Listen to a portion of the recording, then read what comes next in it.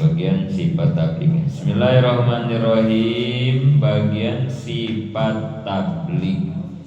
Sifat nomor 3 yang wajib adanya di para rasul.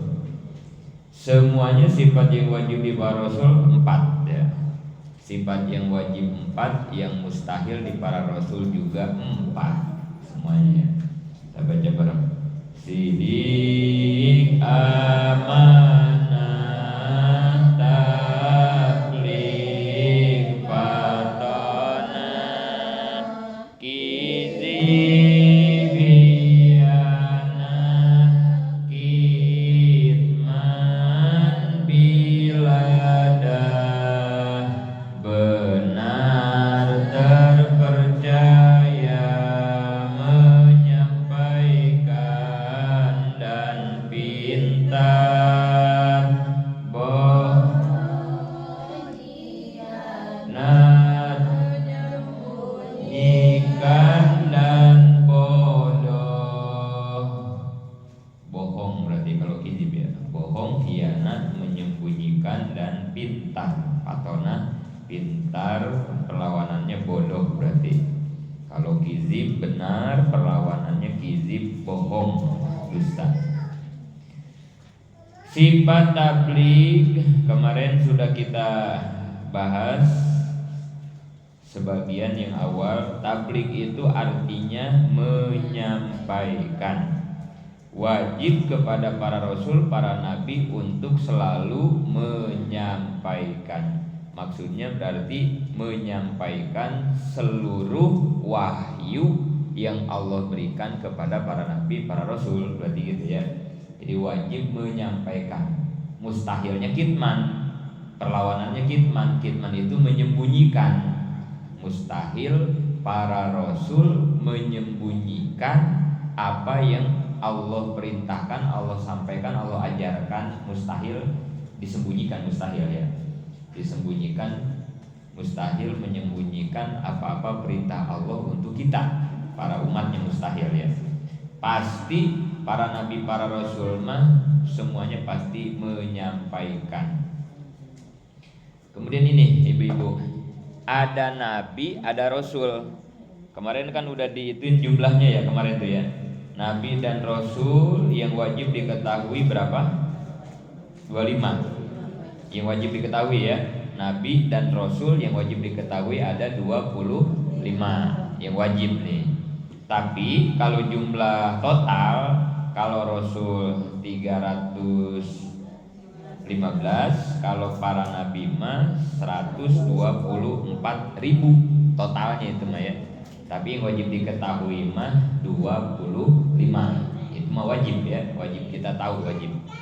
Nah, ada nabi, ada rasul. Beda ya. Ada nabi, ada rasul. Beda nih. Kalau nabi, seseorang yang diberi wahyu oleh Allah ya, dikasih wahyu, tapi tidak wajib menyampaikan kepada umat. Nah, itu mah nabi tuh. Jadi dikasih wahyu sama Allah tapi nggak wajib menyampaikan kepada umatnya gitu. Nabi mah. Kalau rasul sebaliknya, dikasih wahyu dan wajib menyampaikan kepada umat. Nah, gitu ya. Kemudian ada juga ya nabi, ya rasul, ada begitu ya. Jadi kalau dinisbatin begini nih. Setiap nabi tidak selalu rasul, berarti gitu ya. Tapi setiap rasul pasti nabi. Nah, kalau dinisbatin begitu ya. Setiap nabi tidak selalu jadi rasul, tapi kalau seorang rasul pasti dia seorang nabi. Nah, gitu. Karena tugasnya beda ya. Kalau nabi mah dikasih wahyu enggak wajib nyampein ke umat. Kalau rasul mah dikasih wahyu wajib dia mah.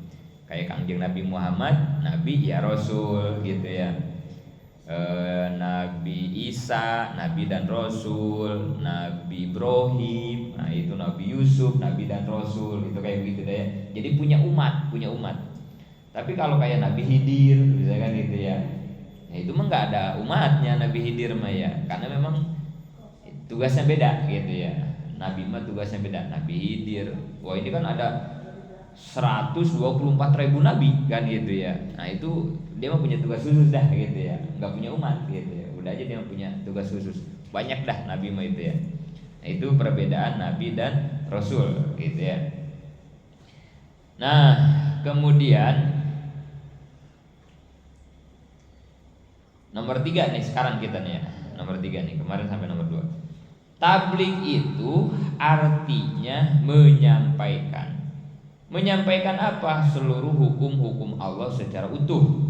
Apakah Al-Quran atau hadis, tanpa ditambah, tanpa dikurangi. Yang diperintah tabligh bukan hanya Rasul, tapi seluruh mukmin dan muslim wajib tabligh. Ya, ini menyampaikan Quran dan hadis, hukum tata cara beribadah menyembah Allah yang dibawa oleh Rasul. Jadi gini, tabligh artinya adalah menyampaikan seluruh hukum Allah secara utuh. Para nabi, para rasul punya kewajiban tabligh.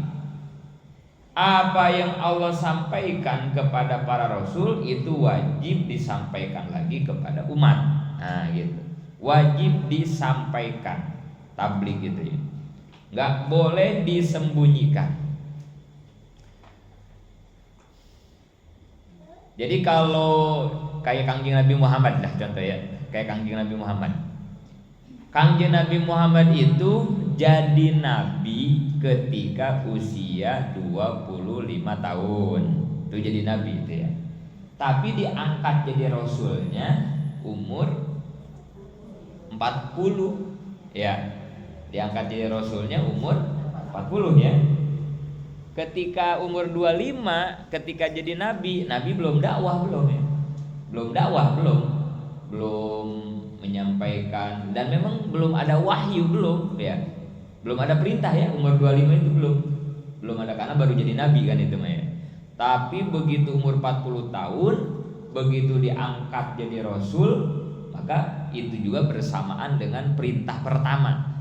Wahyu pertama itu surat Iqra itu ya, yang diturunkan dibawa oleh malaikat Jibril, diturunkan di Gua Hiro itu ya. Nah, itu ketika Nabi umur 40 tahun. Nah, itu mulai itu ada perintah Iqra. Ini juga jadi rahasia juga ya. Umur 40 tahun ini kenapa Nabi diangkat jadi rasul? Nah, ternyata memang kematangan seseorang itu dilihatnya dari mulai usia umur 40 tahun gitu. Jadi usahain dah kalau kita milih pemimpin misalnya begitu ya, pemimpin-pemimpin yang kelas besar dah gitu ya, presiden negara, wali kota. Nah, itu jangan milih yang umurnya di bawah 40 tahun. Nah, kecuali sekarang wakilnya nih Mas Gibran ya. Ya wakil mah ban serep biarin ya. Hitung-hitung dia latihan ya. Nah, nanti ketika dia mau jadi presiden mah kalau belum 40 tahun jangan, karena pasti berdampak secara psikologi dan lain-lain gitu. Sama lah kayak yang berumah tangga ya, kita ya suami istri ya. Kan kita nikah beda-beda ya, ada yang umur 25 nikahnya, ada yang umur 20, beda-beda dah, ada yang 30. Nanti sampai titik kematangan rumah tangga itu kalau udah umur 40 tahun gitu, baru dah itu ya, udah stabil lah, udah matang. Kalau 40 tahun masih belum stabil, kacau ini memang. Kacau ini ya. Kacau ini biasanya. Kalau 40 tahun dia belum stabil, udah kacau udah ini. Usaha juga sama, usaha dari umur berapa, tapi nanti matang-matangnya itu orang berusaha ketika umur 40. Sama, dunia politik sama. Orang masuk ke dunia politik beda-beda, ada yang umurnya 25, 30 gitu ya. Tapi nanti matang-matangnya kalau dia umur 40 tahun, baru dia akan matang dalam dunia politik, dalam semua ya. Nah, ini salah satu rahasia kenapa Kangjeng Nabi diangkat jadi Rasul ketika umur 40 gitu ya. Itu kan memang batas kematangan seseorang, pas gitu ya umur 40. Istilahnya begini, kalau umur di bawah 40, di bawah 40 nih, 30, 20 gitu ya, semangatnya kenceng, tenaganya kuat, gede gitu ya. Cuman pengalaman, kematangan, kejiwaan belum Itu ya masih labil orang-orang kayak begitu ya di bawah 40 tahun ya. Emang semangatnya mah wah menggebu-gebu, disebutnya orang yang sumbu pendek, orang-orang kayak begitu tuh ya. Nggak boleh dipantik dikit meledak, pantik dikit, karena emang semangatnya ya umur-umur segitu mah lagi jos dah gitu, lagi strong gitu. Nah, ada lagi orang di atas 40, 50, 60, 70 di atas tuh ya. Itu pengalamannya hebat, kematangannya udah nggak teruji, bahasa kitanya mah udah makan garam asin, asam asin kehidupan lah gitu ya. Oh, pengalaman udah nggak diragukan, orang-orang kayak begitu ya. Orang-orang ini udah pada matang. Cuman sayang tenaga yang udah kagak ada, ya kan, udah tua ya, tenaga udah nggak ada. Makanya orang-orang semacam itu jadiin penasehat gitu ya. Jadi kalau ngasih nasihat, ngasih arahan, keren orang-orang yang usia-usia sepuh itu ya, karena pengalaman gitu ya. Karena kan nggak ada ya yang bisa ngalahin pengalaman ya. Ilmu terbaik itu adalah pengalaman ya. Ilmu teori model kayak begini mah nggak ada apa-apanya. Ilmu teori kayak begini mah ya. Ini kan sebutnya ilmu teori kayak begini mah ya. Ilmu kelas. Ini dapetin di kelas ilmu teori. Ibu-ibu yang sabar ya, kalau lagi ada musibah yang sabar, yang ikhlas, itu ilmu teori itu di kelas itu ya. Gak ada apa-apanya itu mah. Gampang lagi ngaji ilmu teori mah gampang ya. Nah, nanti yang berat mah ilmu praktek. Ilmu praktek tuh ya. Jangankan ibu-ibu yang ngaji, yang saya juga yang ngajarin belum tentu bisa ilmu praktek mah ya. Bisa jadi pinteran ibu-ibu ilmu praktek mah ya. Ngomong sabar sama orang dan dia dikasih cobaan dia murang mari kan gitu ya. Ngomong doang sabar ya. Itu yang susah. Tapi kalau orang udah terlatih kan gitu ya, diuji lagi, praktek lapangan lagi, PKL lagi, orang begitu terus ya begitu terus kan bertahun-tahun kan itu pengalaman sebutnya ya. Kesini kemarin gagal, ganti cara ini gagal terus sampai dia nemu titik keberhasilan kan gitu. Berarti dia kan sudah berpengalaman, bukan cuma ilmu teori yang dia punya tapi ilmu pengalaman. Nah ini orang-orang matang disebutnya gitu ya. Bukan hanya ilmu teorinya yang hebat tapi emang dia sudah ngalamin sendiri. Maka nanti ketika dia nyampein, memberikan arahan, nasihat, ya memang dia sudah mengalami, menjalani, merasakan. Makanya ada istilah kita berbagi pengalaman aja kan gitu ya. Ada bahasa begitu ya. Saya juga dulu sama, pas mau miara embe, nah gitu ya. Oh saya gebu-gebu, pengen langsung banyak kan gitu ya. Bikin kandangnya pengen langsung bagus kan gitu ya. Cuman saya nggak ngerti ngarit. Saya ngarit jam 7 pagi udah ngarit ya. Padahal masih banyak embun. Kayaknya rumputnya masih basah, dikasihin ke kambing. Atuh kambingnya pada boesan ya. Nah itu kan pengalaman itu ya. Oh ya berarti nggak boleh ngarit pagi-pagi kan gitu ya. Ya saya juga pernah miara lele. Oh kan gitu ya. Kan begitu kita ya, pengalaman terus. Nah ada tuh orang muda yang pengen miara embe. Nah kan kita udah punya pengalaman ya. Nih pengalaman saya dulu. Nah itu baru dia bisa tuh ngasih nasihat ya orang-orang begitu. Nah ada lagi orang yang usia 40, 41 sampai sebelum 50 dah. Nah orang-orang ini mah secara ilmunya udah bagus gitu ya. Secara pengalaman pun udah punya. Nah itu yang lagi pas-pasnya yaitu action dah gitu. Itu di usia 40. Tenaganya juga masih kuat gitu ya. Tenaga masih kuat, ilmu udah cukup gitu ya. Nah itu jadi ada 3 fase lah minimal manusia itu. Ada di bawah 40 tenaga kenceng, pengalaman ilmu kurang kan gitu ya. Enggak benar kan begitu mah ya. Ada lagi yang di atas 40 pengalaman ilmunya penuh tapi tenaga udah kagak ada kan gitu. Nah yang pas mah memang umur 40 tahun, ilmunya cukup, pengalamannya juga sudah ada, tenaganya juga masih kuat gitu ya. Jadi Nabi itu diangkat menjadi Rasul ketika umur 40. Maka mulailah saat itu Nabi diperintahkan untuk dakwah. Udah mulai menyampaikan, udah tabligh. Apa yang Allah perintahkan disampaikan. Itu namanya tabligh. Nah terus ini perintah tabligh ini bukan hanya kewajiban Nabi dan Rasul. Apalagi sekarang kan udah gak ada ya Nabi dan Rasul. Kemarin udah kita bahas ya bahwa tidak ada lagi Nabi setelah Kangjeng Nabi Muhammad. Gak ada ya, gak ada lagi Nabi, gak ada lagi Rasul. Nabi Muhammad itu khotamin nabiyyin, penutup para nabi. La nabiyya ba'dah, enggak ada lagi nabi setelah Nabi Muhammad, enggak ada lagi rasul. Secara akidah nih, ingat-ingat, kita wajib meyakini enggak ada lagi nabi, enggak ada lagi rasul setelah Nabi. Kalau ada yang ngaku-ngaku, nah kemarin ya, walaupun dia jubahnya gede, sorbannya gede, kita wajib tidak percaya. Nah, ingat-ingat ini akidah soalnya ya. Jadi kalau ada yang ngaku-ngaku nabi, ngaku-ngaku rasul, apalagi ngaku malaikat, kan gitu ya. Udah, kita wajib tidak boleh percaya. Kalau kita percaya murtad, berarti gitu ya, murtad. Walaupun orangnya ahli ibadah, ahli puasa, ilmunya tinggi, ngobatin orang manjur, nggak boleh kita percaya. Kalau dia ngaku seorang nabi atau rasul, kita wajib inkar, gitu ya. Karena nggak ada lagi setelah Nabi Muhammad. Kecuali kemarin wali. Nah, kecuali kemarin itu ya wali. Kalau wali mah nggak ditutup sampai kiamat, karena walilah yang mengendalikan alam semesta. Nah, kalau pengen jadi wali mah masih terbuka. Bahkan setiap kita harusnya menjadi wali. Cita-citanya seharusnya kita tuh harusnya begitu ya. Semua kita itu cita-cita tertinggi itu harus pengen jadi wali. Wali itu apa? Kekasih Allah. Ya. Ada nggak cita-cita tertinggi kita di dunia selain menjadi kekasih Allah? Nggak ada ya. Nggak ada. Harus itu ya tujuan inti kita. Kita ngaji begini, pengen apa kita ngaji? Pengen dikasihi Allah, kan gitu ya. Biar Allah resep sama kita, kan gitu tujuan kita ya. Kita sholat, pengen apa? Pengen supaya Allah suka sama kita, kan gitu ya. Kita semua pengen jadi kekasih Allah, pengen jadi pacar Allah, kan gitu ya.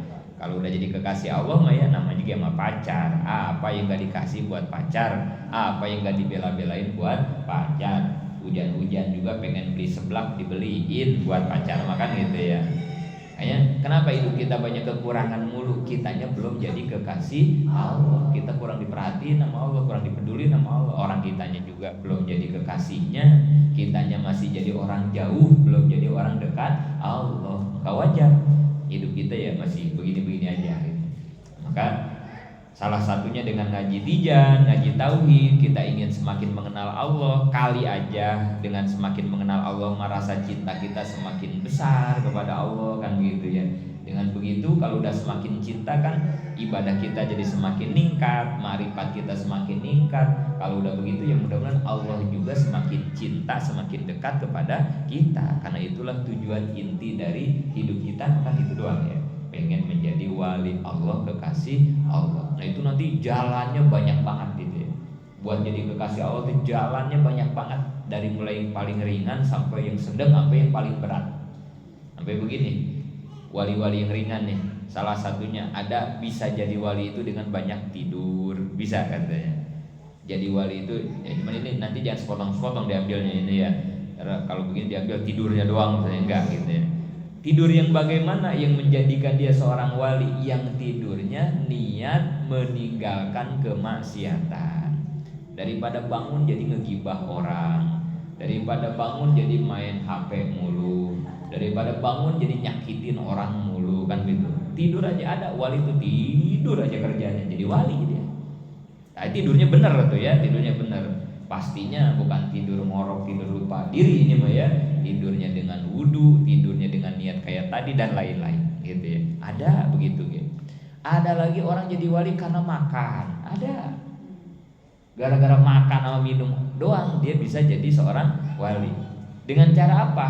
Setiap dia makan, dia nikmati makan dan minumnya. Ya Allah, ini nasi nyampe ke piring saya ini. Saya nggak pernah tahu ini siapa yang nanam, siapa yang ngolah. Ini sebelum makan dia begitu ya. Kemudian dia baca doa, berkahi nasi ini ya Allah, jangan jadi penyakit nasi ini, makanan ini, minum terus begitu tuh. Sebelum makan teh gitu ya. Dia makan, sambil makannya dinikmati, kunyahannya semua dinikmati sampai Allah berikan kenyang. Ya Allah, terima kasih. Padahal buat engkau bisa aja ya saya makan 3 piring tapi nggak kenyang-kenyang. Bisa nggak? Bisa Allah main. Tapi alhamdulillah nggak dikasih capek ya, kita makan sepiring dikasih kenyang. Udah ya Allah. Begitu kenyang, alhamdulillah, terima kasih. Tuh orang begitu aja tuh, ngamalin itu aja tuh jadi wali, orang bisa gitu. Makan bakwan, makan seblak, tapi begitu caranya tuh ya, jadi wali. Gaya kayak kita makan habek kan itu ya. Udah lupa sama yang ngasih kan itu ya. Udah kenyang juga lupa terima kasih gitu ya. Itu udah bukan Allah yang nemenin, itu makan kayak gitu udah setan kali temenin. Ada yang begitu ya. Ada juga wali yang karena istrinya bangkawara, ada suaminya jadi wali gara-gara istrinya bangkawara. Ada lagi suaminya yang bangkawara, istrinya jadi wali. Ada. Pokoknya banyak banget peluang jadi wali mah ya. Badar ya, lakinya mancing mulu kagak mau gawe ya. Pulang ke rumah ngambek mulu, marah-marah pengen kopi sama rokok ya. Usaha kagak pulang ke rumah kan gitu ya. Tapi istrinya sabar aja ya. Laki bangkawarah begitu dilayanin aja, ditemenin aja gitu ya. Nah itu ada yang jadi wali gara-gara itu, ada gitu. Yang jelas seorang wali itu adalah orang yang sudah berdamai dengan hatinya, orang yang sudah tidak bisa didetek kehidupannya oleh manusia. Itu wali gitu ya. Yang udah nggak ada marah, nggak ada emosi, nggak, ketika marahnya pun marahnya karena Allah, marahnya karena itulah, udah nggak ada hawa nafsunya gitu. Nah itu yang perlu kita latih ya bersama-sama. Karena kalau nggak begitu kan capek, hidup kita jadi capek ya, berantem mulu, naik darah mulu kan kitanya, sakit mulu karena hatinya nggak dilatih terus, nggak ditata gitu. Tetangga punya ini dikit panas mulu kan gitu ya, saudara maju dikit panas kan gitu ya, kan jadi capek gitu ya. Nah itu belum berdamai berarti itu mah dengan hatinya ya. Jadi wajib nih kita yakini. Jadi para nabi para rasul sudah habis, tapi kalau wali masih. Nah kewajiban tabligh ini bukan hanya kepada para nabi para rasul, tapi kita pun selaku umatnya wajib gitu ya. Terutama para ulama, al ulama warasatul anbiya wa umanaur rasul. Ulama itu pewaris para nabi dan kepercayaan para rasul. Nah itu ya, jadi wajib tuh kita nih, wajib tabligh, kita semuanya wajib menyampaikan. Ibu-ibu habis ngaji dapat ilmu sampaikan sama laki, sama anak, sama saudara, pastinya caranya yang beda-beda. Nah gitu ya, caranya yang beda-beda. Apalagi mau ngasih tahu laki, awas ya, jangan disamain kayak ngasih tahu ke anak kita gitu ya. Abang beres ngaji, pulang ngaji laki suruh duduk ya. Duduk pak, bininya naik ke bangku, dengerin. Ya tabligh sih tabligh, bukan begitu caranya, karena yang di depan kita laki gitu ya. Kalau sama anak kan itu, sini nak dengerin, nah gitu. Jadi beda-beda ya, tapi kewajiban tabligh mah semuanya sama ya. Harus kalau dapat ilmu, dapat apapun wajib kita sampaikan. Terus halaman 67-nya nomor 4. Selain tabligh ada istilah lain. Nah, ini selain tablighnya.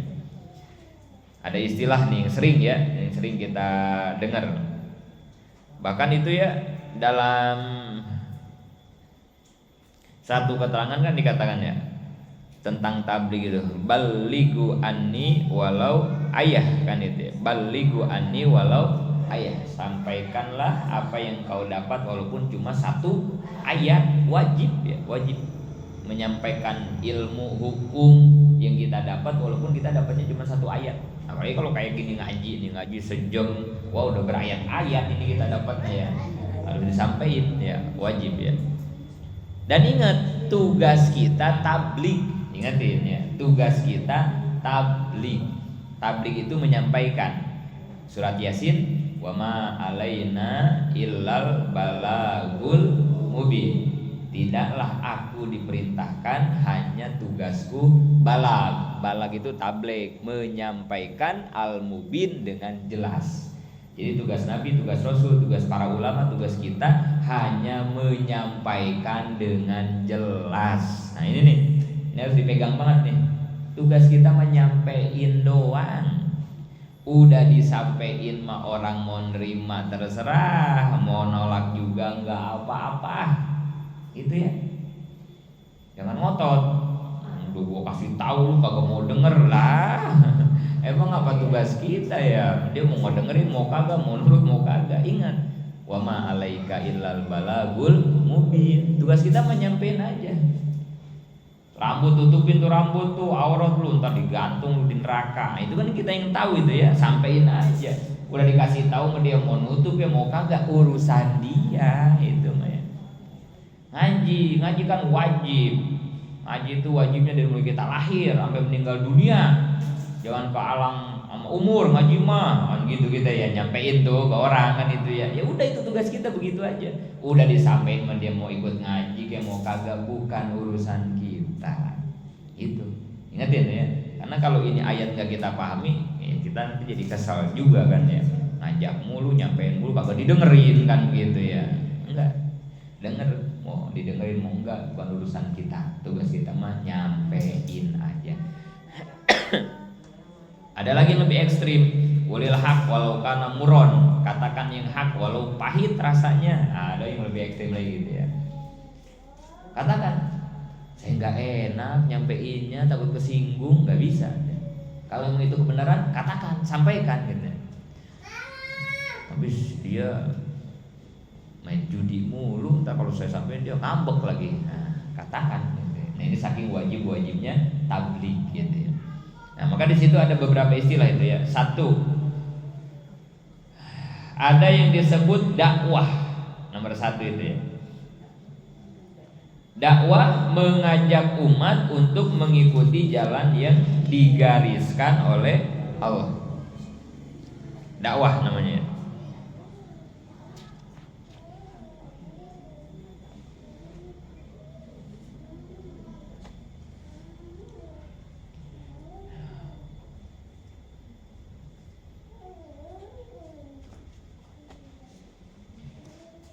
Dakwah mengajak umat untuk mengikuti jalan yang digariskan oleh Allah. Itu dalam satu ayat An-Nahl ayat 125. Ud'u ila sabili rabbika bil hikmati wal mau'izatil hasanah. Itu ayatnya itu ya. Ayat dakwah.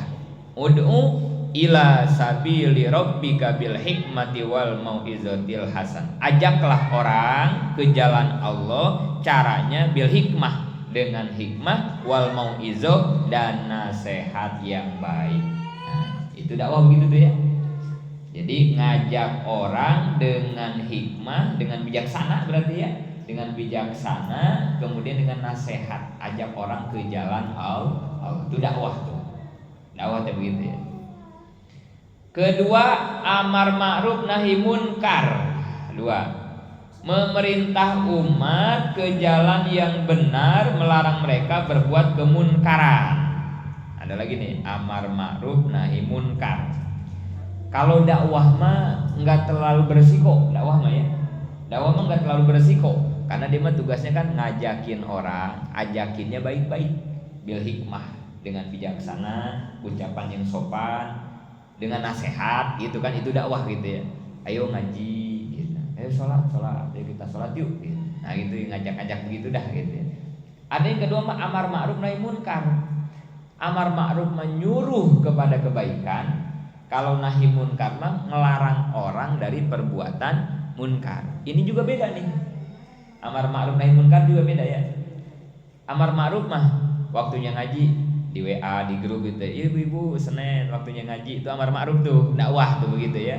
Ayo ajakin lewat ke rumah tetangga, ayo ngaji yuk, ngaji ke Mita Abidin tuh, dakwah tuh gitu ya, ngajak ya. Ada nahi munkar. Nahi munkar mah apabila ada kemunkaran kita wajib mencegahnya.